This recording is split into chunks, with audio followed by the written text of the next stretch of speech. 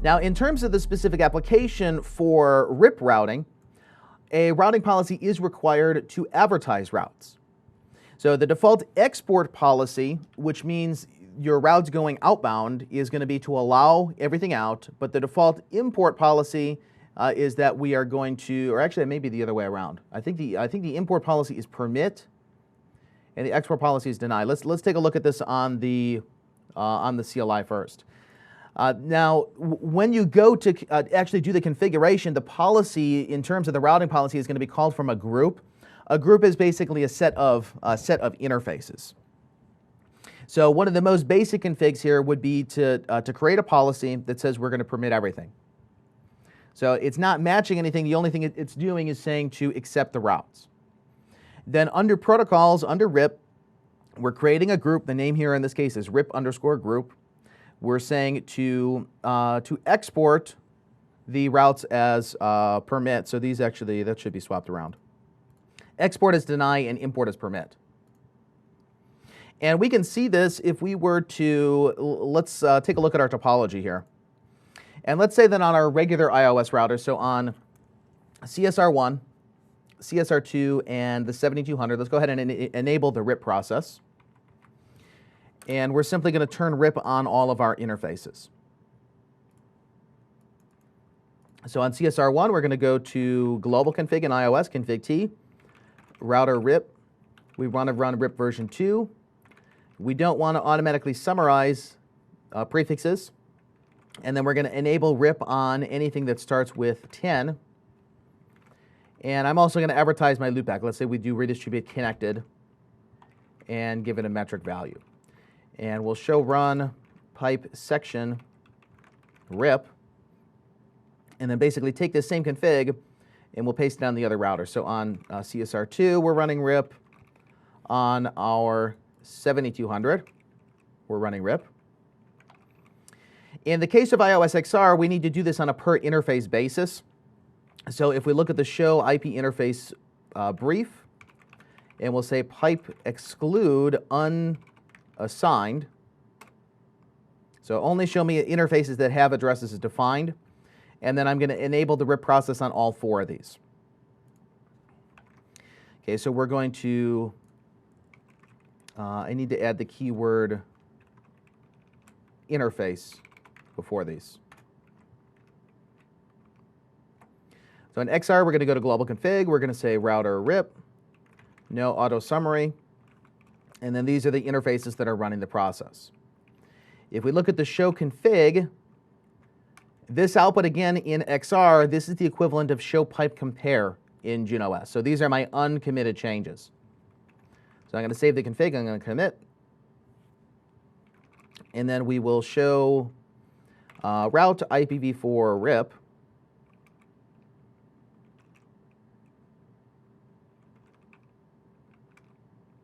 And we should see here shortly after RIP converges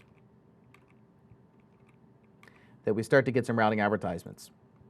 So if we look at the other routers, let's say for example on CSR1 and we show IP route RIP,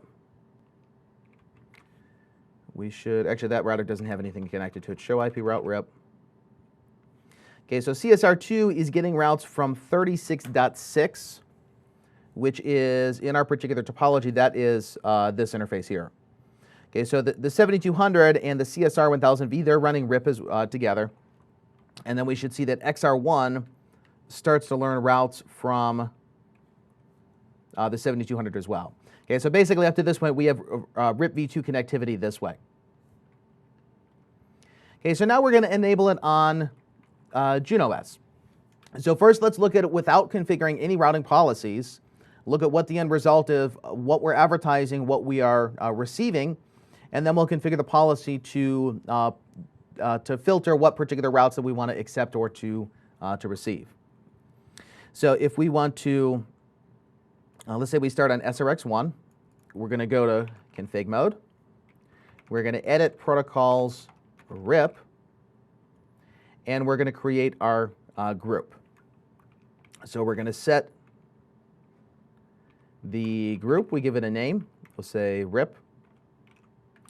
And then the neighbor actually is not the neighbor's address, it's the neighbor's interface, basically the local link that we want to run the RIP process on.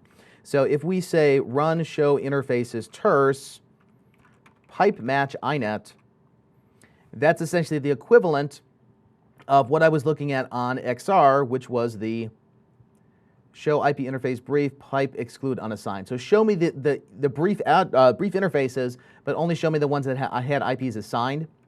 In the case of JunOS, we can do that by grepping inet or matching inet. Okay, so it's going to be these particular links. So we're going to set the group RIP.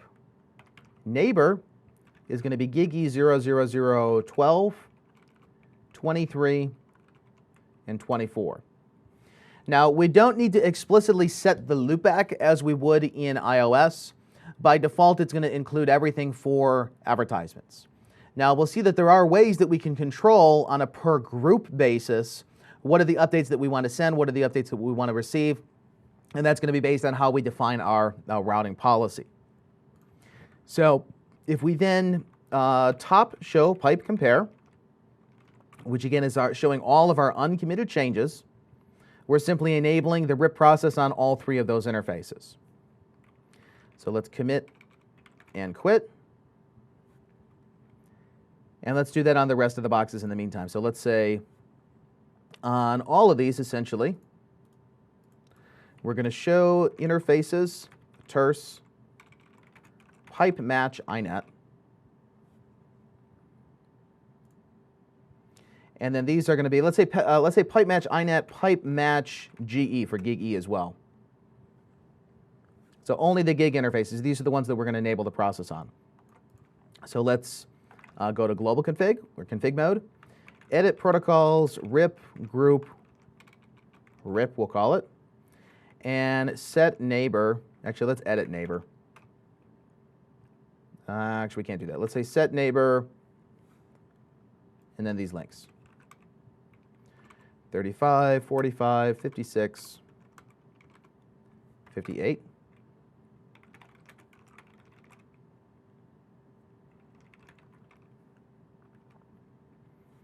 Okay, same thing on the other one. So let's say, let's look at the full syntax. Let's say show config protocols pipe display set. Okay, so that's our full syntax expansion. So we will, from config mode, set protocols RIP group RIP neighbor, and then the link. Now, the group name itself is locally significant. It doesn't have to match between the neighbors, but for simplicity here, we're just using the same value over and over and over. So commit there.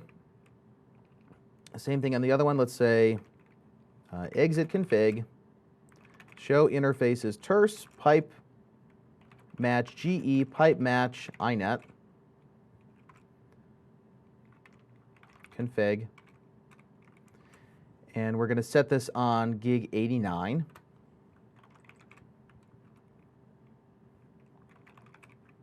And then here we have 24, 34, 45, and 46.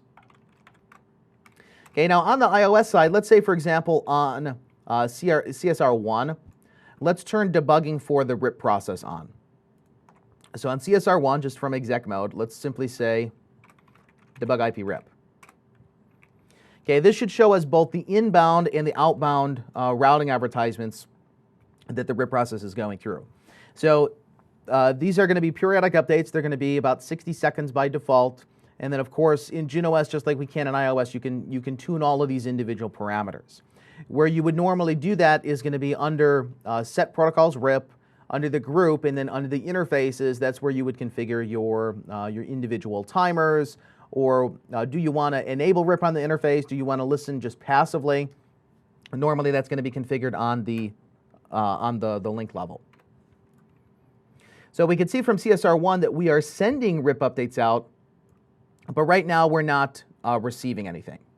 So if we look at the other side, if we look at SRX1, and let's look at the show RIP neighbors. we can see that we are receiving RIP updates in,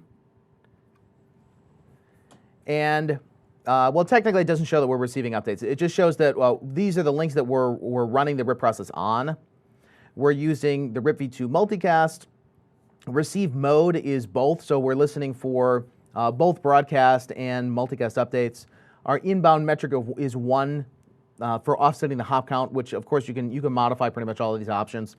But if we look at the show route protocols RIP, we can see that we're receiving updates inbound, but if we look at from the iOS side and we show IP route RIP, we're not advertising updates out.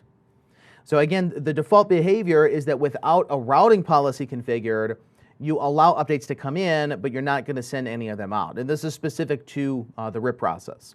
We'll see BGP is going to have different defaults than this. OSPF and ISIS, normally you don't configure a routing policy because those are link state protocols and you cannot do inbound filtering because basically that would break the database synchronization. But in the case of RIP, since it is a distance vector protocol, we can enforce filtering or summarization at any arbitrary point in the topology. So specifically what we need to do then here is to configure the routing policy. So let's configure a basic policy first that is just going to allow everything. So we'll go to config. We're going to edit our policy options. We're going to edit a policy statement, and we'll call this just permit. And we're not going to match anything. We're simply going to just say set, then accept. So I'm not matching anything. I'm just saying whatever it is, then I'm going to accept it. And we'll top show pipe compare. This is basically the simplest policy that you can have.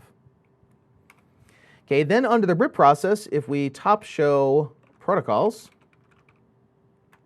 there we have the config for the RIP process. So let's go top edit protocols RIP.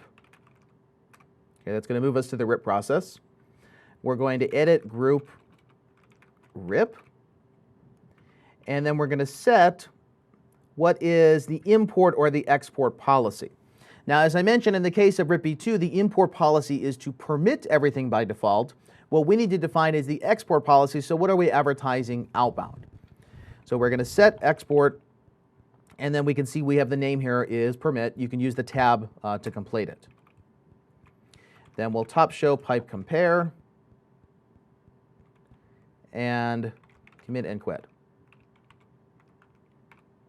So assuming this correctly applies, what we should see then is on the iOS side, on the connected link, we should start to receive these updates inbound, which we do. Okay, if we look at the show IP route RIP, on the iOS side, that's the equivalent of the show route protocol RIP in JunOS. If we then look at what did we actually change, let's say show config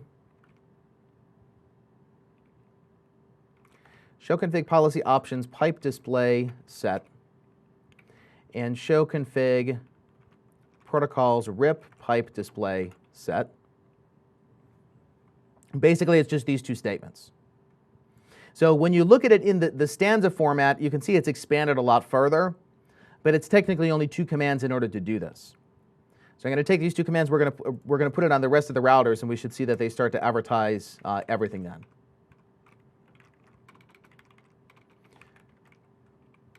So we'll tell them to go to config mode, set the policy statement, edit RIP so that the group is the policy statement is applied to the group, and then we'll save the config.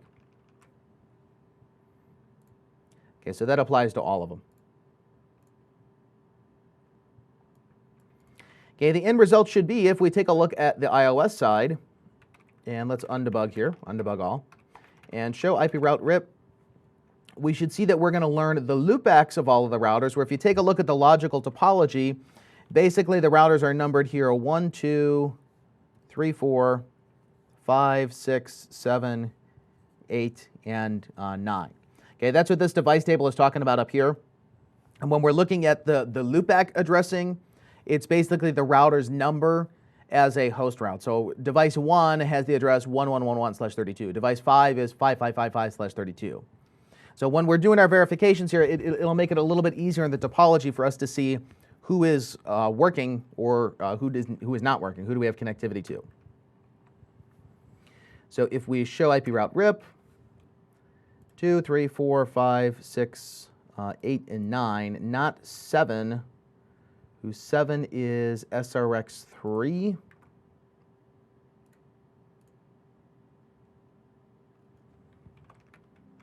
Let's show route protocol RIP. And that may just be converging. Let me check that again.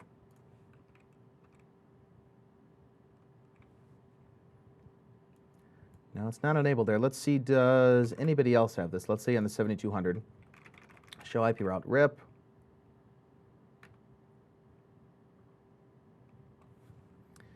We have the update here.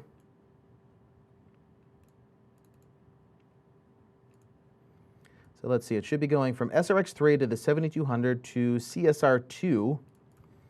Let's show IP route 7777, which it does have. It's probably just converging.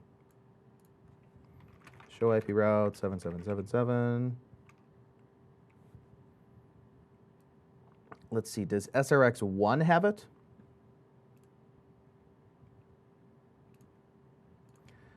Let's show route, and then just the exact route, 7777. There we go. Okay, so it's just slow to converge by nature, RIP is. Okay, so essentially it's just a couple different commands in order to start the process. Let's look at this again. If we show config, and we need to show config policy options, and show config protocols RIP. So we're saying regardless of what the route is, we're going to accept it. This is applied to our outbound updates, and then this is applied on those specific interfaces.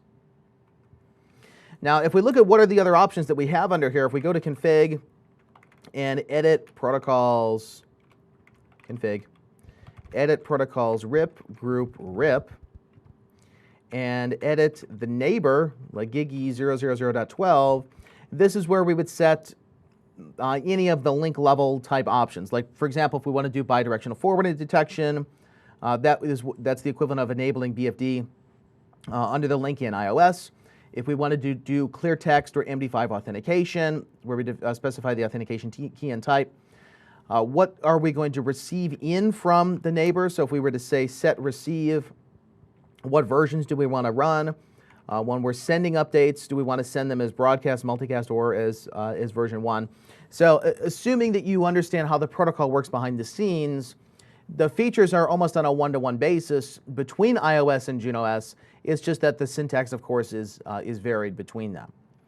So really, you'll see that if you really understand the protocols from their core functionality point of view, there's not a whole lot of that is changing between the platforms. It's mainly just the syntax interface, how we are enabling, how we are verifying the particular protocols.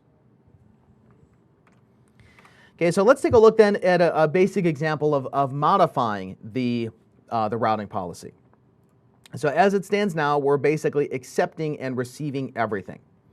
If we look at the run show route,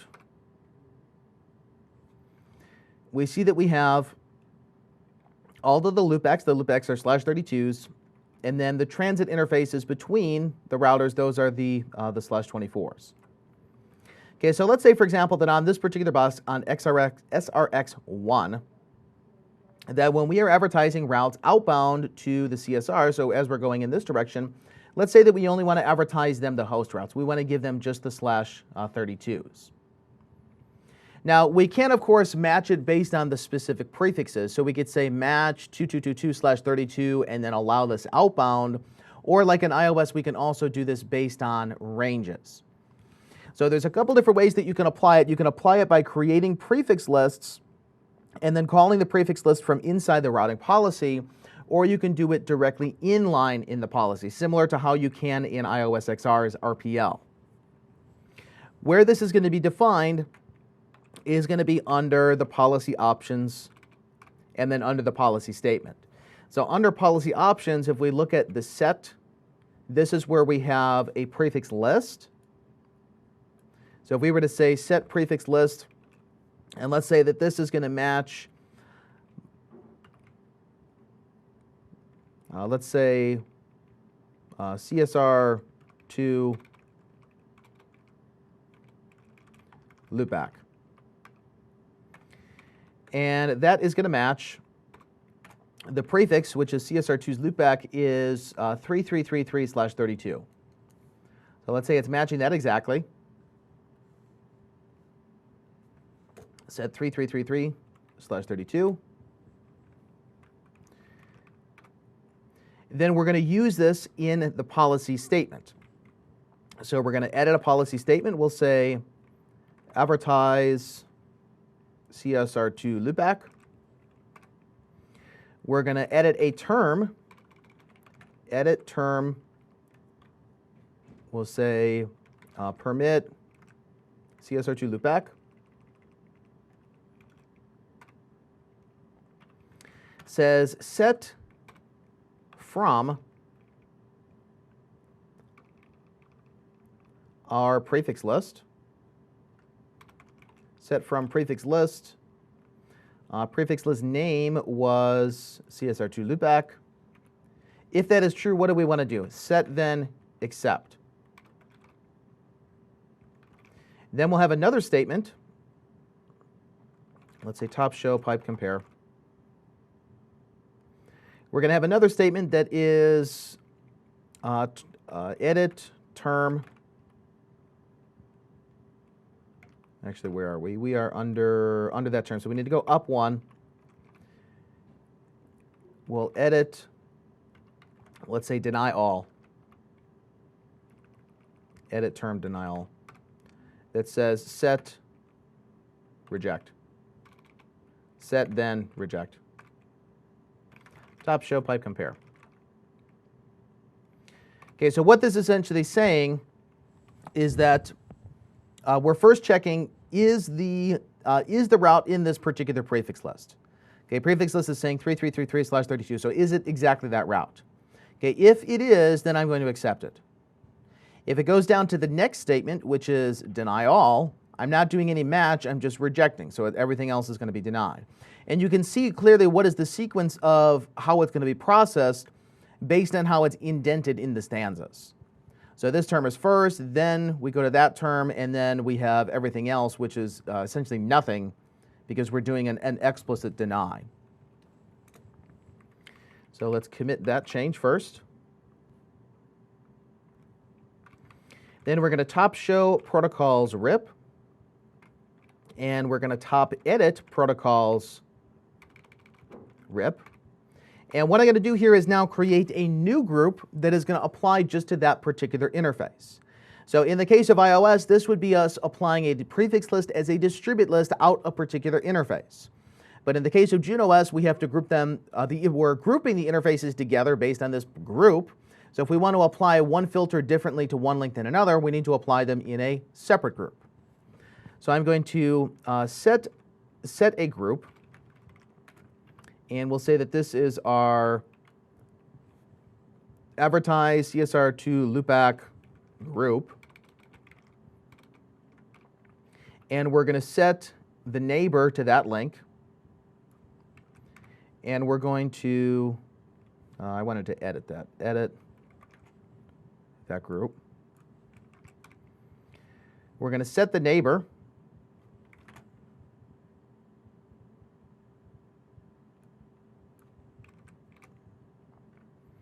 And set the export policy to be advertise CSR2 loopback. If we then top show protocols RIP,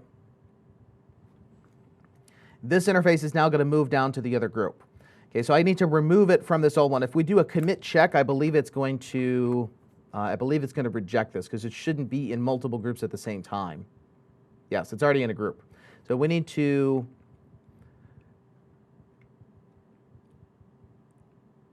go up one. We need to edit group RIP and then delete neighbor gig E00012. Okay, the top show pipe compare. Then commit and quit. So what we should see now, assuming that the policy is actually going to apply, if we go over to CSR1 and let's debug IPRIP, we should now see that for our inbound updates that we're receiving on the iOS side, the only thing that it should be including is that one particular prefix, which if we show config policy options, should be 3333/32.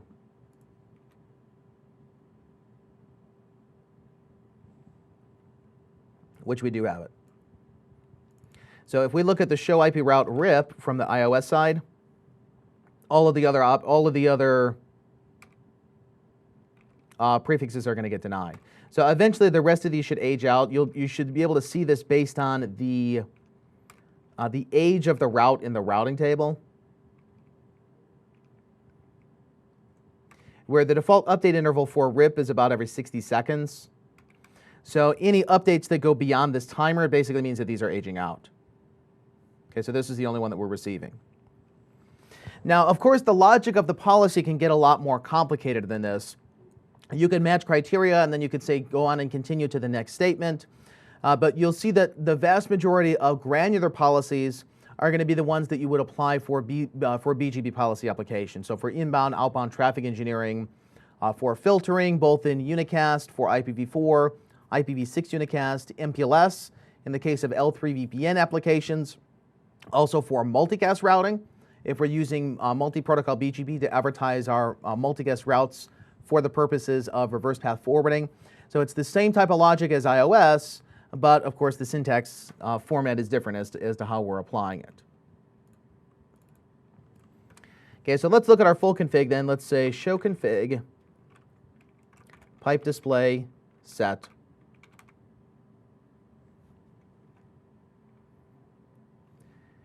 And let's say accept system, pipe accept. Let's just try that.